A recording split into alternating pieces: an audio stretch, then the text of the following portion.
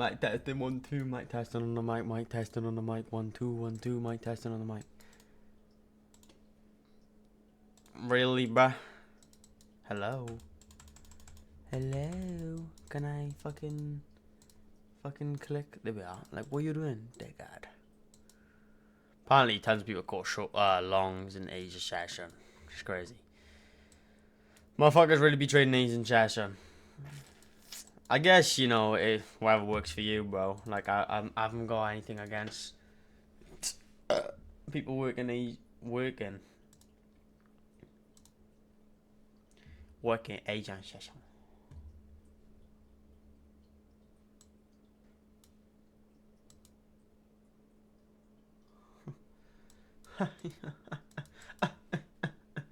What's the news today, bro?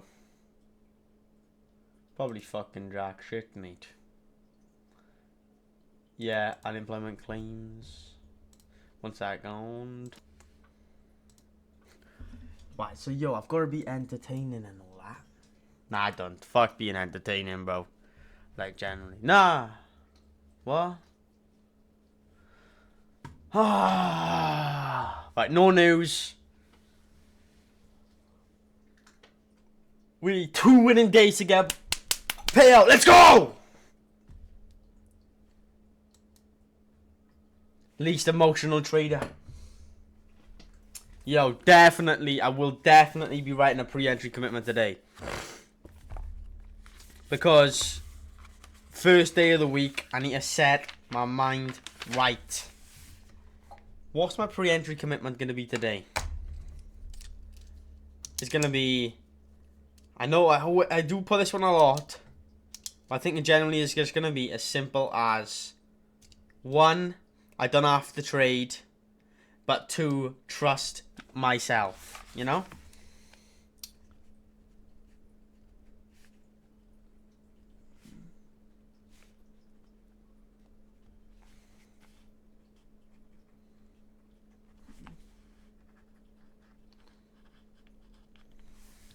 Because now I'm reminding myself that I do have...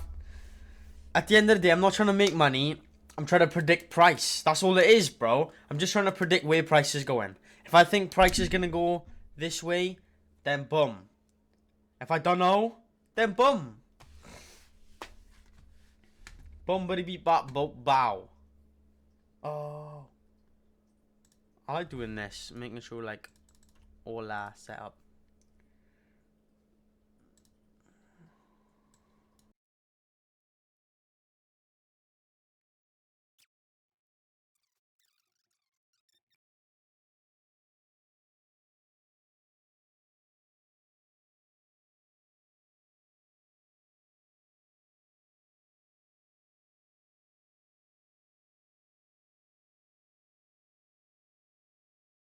I think today's difficult because we've like begun the higher time frame, you know, going back, pushing up, right?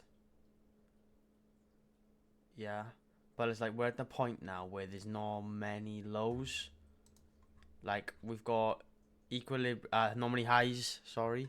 So we've got this high time equilibrium, you know, on the 4 hour from up there to there, which we're very close to tapping into, which would be one of the best places for, you know, maybe a higher time frame, slight reversal, collecting low resistance liquidity to continue back to the upside. And then on top of that, though, is that the fact that I think it is just longing. It's got momentum. So what it needs is people to believe that it is gonna, you know, it's just hit London highs. There's no many low resistance highs left to hit. Close to high time frame equilibrium. I mean, logically speaking, it is a good time for it to reverse. But I'm not sure that it will, because I think too many people will assume that about the market, and the truth is the market doesn't give a fuck what you assume. The market does what it wants to do. So all these people entering in for sales, because it is a good time to sell, makes logical sense, but it just, you know, it's just going to steal all the liquidity and then continue up. But then that's, again, me assuming something at the end of the day. I'm assuming that I know something there. the truth is, it could just do whatever the market wants to do. It could literally do that. It could be that, even though it seems too obvious, it could happen where it does reverse 100%. So that's why it's key to wait and not assume. I mean, if there's a good time to take a trade, it would be right now. Why? Because when you think of it, it's done where it's done.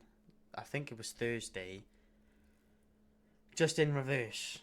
Or maybe it was Friday. I'm not sure. I think it was Thursday though. Where it's come up and then, there's not really a fair value gap for it to inverse there. But, boom, people might be thinking, oh yeah, it's going to start going down now. And then it's come up, swept the buyers out and started selling. Plus is in a good position.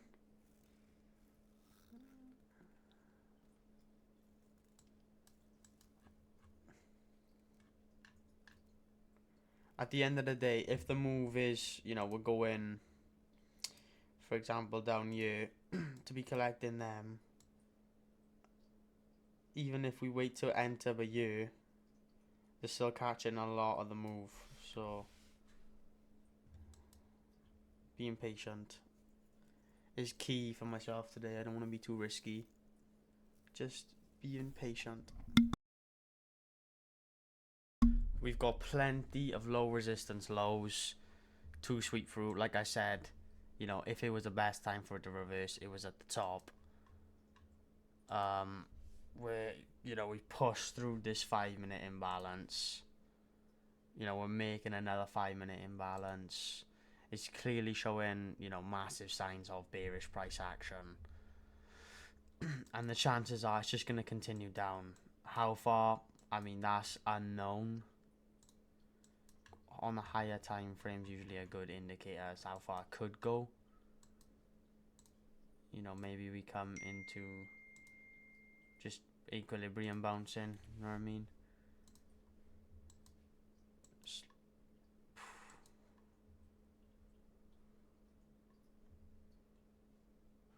That was probably the best time. Well, no, that obviously was the best time to short. Just off that 1 minute fair value gap, because already off that, it's, majorly pumped down.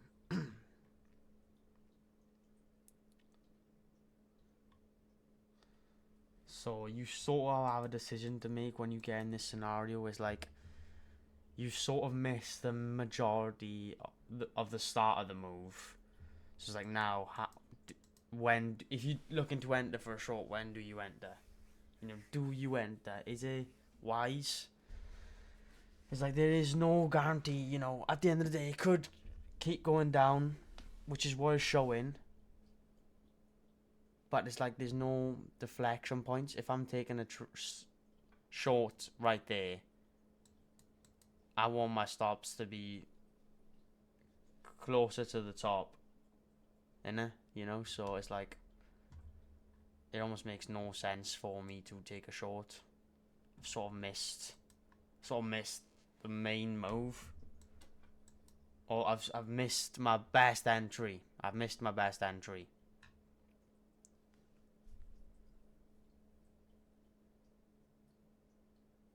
Which is fine. Sometimes you do miss an entry. But it's the main thing after missing an entry is how you trade after it. Do you get emotions like, oh, I've missed out, and then that could influence you? So, and then it's like, oh, sort of greedy, because it's like, oh, I still want to make money. So it's a bit of a nightmare situation to be in if this phone keeps. I think I've got to be wise. You got to be wise decision making, and from a logical perspective, for myself personally, I've missed the best possible entry for shorts. Therefore, not taking a short is probably the best decision. See, probably, that word has come out my mouth because I wanted to make money. You know, you do it's even sneakily, bro. It's like you don't even logically, consciously think that. Sorry for yawning, wait.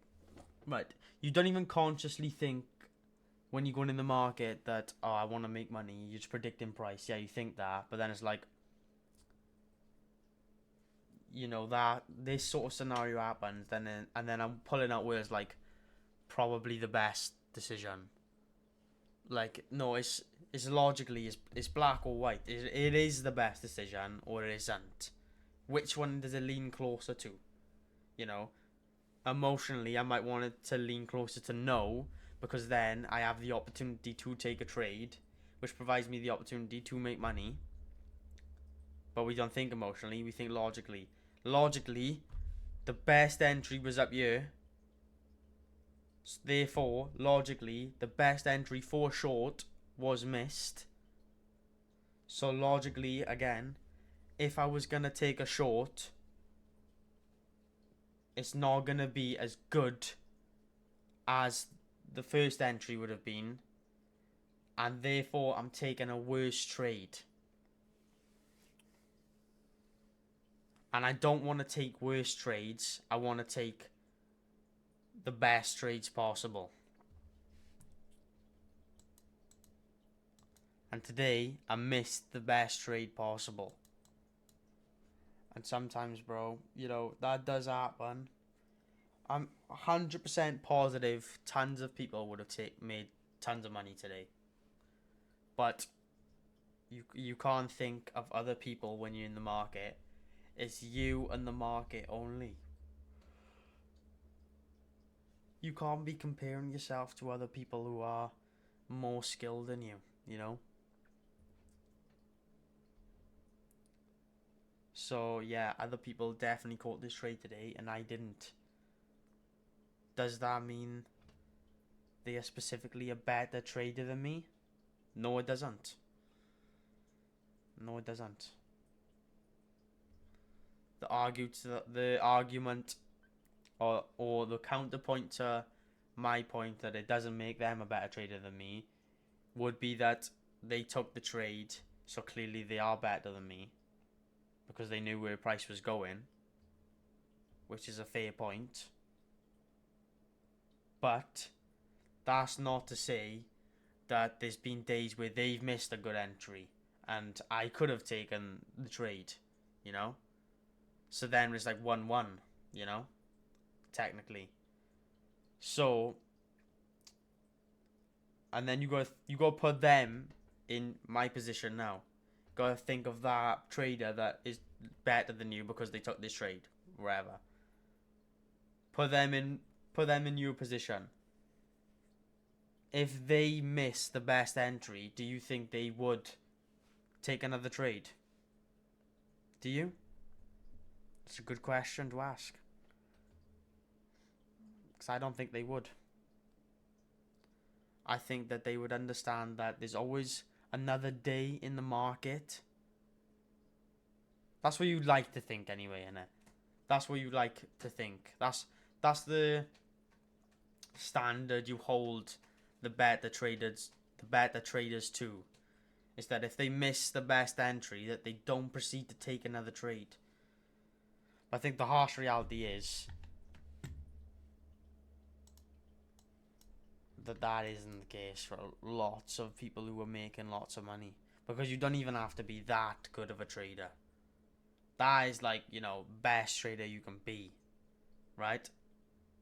100%, you know, I could have taken a short off this. Again, maybe I'm just missing setups now. Because I have, my thought process right now, so this is what I'm assuming of the market, is that it can't just continue going down. Eventually it's going to come back up. Bro, it could, you know, why am I assuming that? At the end of the day, we've got London lows down here. Tons of low resistance lows. It could just keep shooting down. There's no reason that it couldn't. I'm just assuming that it's not. So that's bad on my part now. That's me being a bad trader. I'm assuming something about the market. It's not ideal, is it? You know?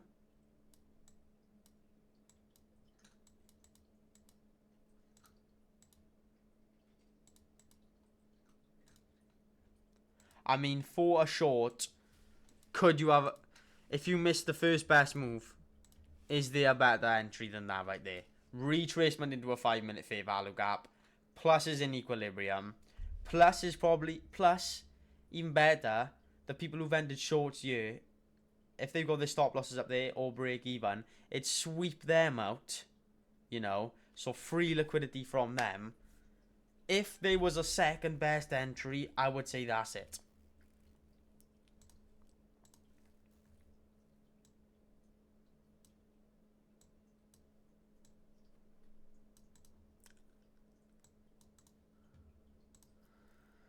So what do?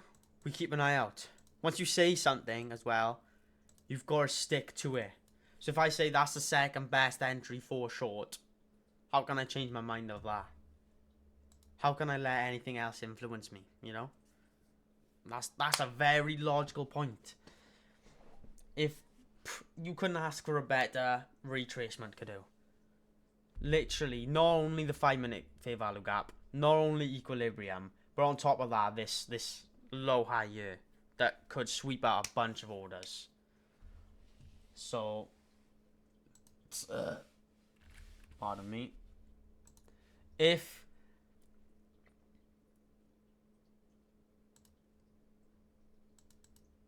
you want to be one of the greats, you've got to be willing to take trades as well. So, you know, at the end of the day, like I've said, if there's the second best entry, that's it right there. You gotta try and think of like what the majority of what the masses would do as well.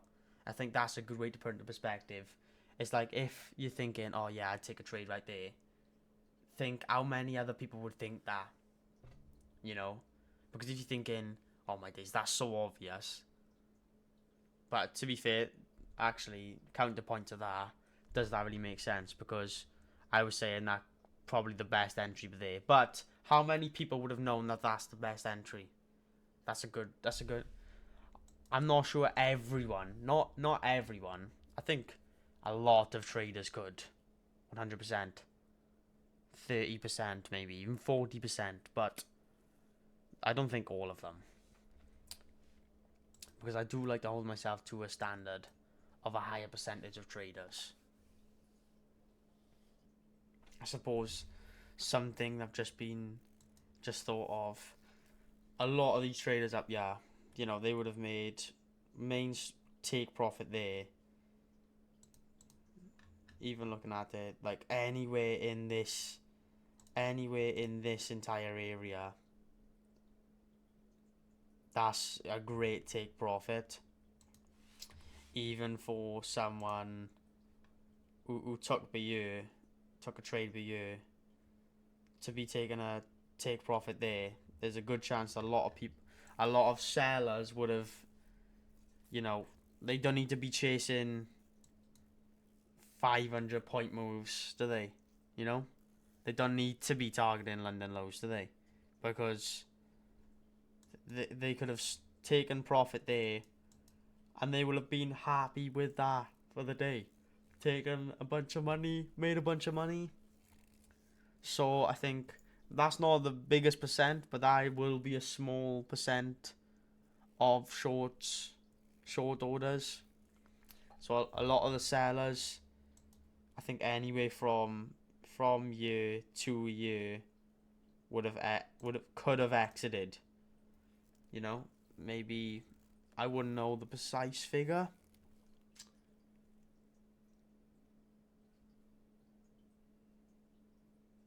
But it could be at least 20%. It could be.